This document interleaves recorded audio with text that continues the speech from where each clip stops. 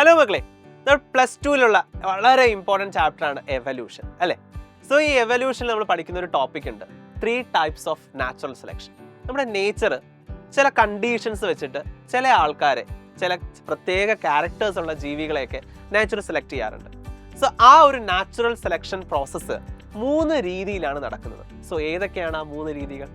ഒന്നെന്ന് പറയുന്നത് നമ്മുടെ സ്റ്റെബിലൈസിങ് എന്ന് പറയുന്ന ടൈപ്പ്. സോ അതിൻ്റെ ഗ്രാഫ് നിങ്ങൾക്ക് ഇവിടെ കാണാം അല്ലേ.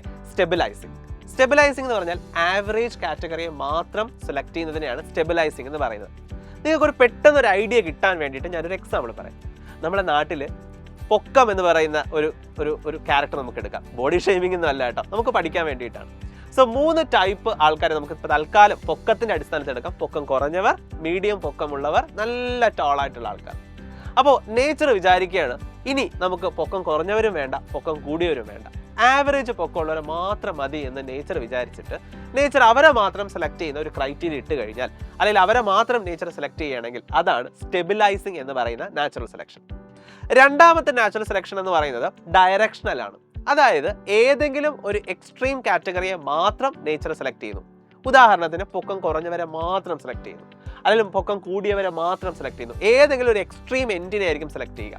ഇതാണ് ഡയറക്ഷണൽ എന്ന് പറയുന്നത്. സോ അതിൻ്റെ ഗ്രാഫും ശ്രദ്ധിച്ചോളാം. മൂന്നാമത്തത് ഡിസ്റപ്റ്റീവ് എന്ന് പറയും.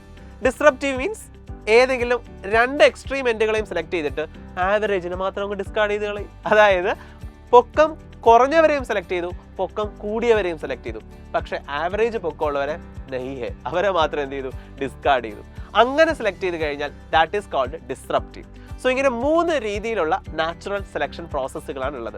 ഗ്രാഫ് കൂടി ചേർത്ത് വേണം നിങ്ങൾ ഇത് പഠിക്കേണ്ടത്. ഓക്കെ, സോ എങ്ങനെ ഇത് എക്സാമിന് ചോദിക്കുമെന്ന് ചോദിച്ചാൽ ഗ്രാഫ് തന്നിട്ട് കൂടുതലും ഐഡന്റിഫൈ ചെയ്യുക എന്ന രീതിയിലായിരിക്കും ചോദിക്കുക. സോ ഈ 3 ടൈപ്പ് നാച്ചുറൽ സെലക്ഷൻ പഠിച്ചു വെക്കണം. ഇതുപോലെ നിങ്ങൾ കൃത്യമായി പഠിച്ചു വെക്കേണ്ട ഒരുപാട് ടോപ്പിക്സ് ഉണ്ട്.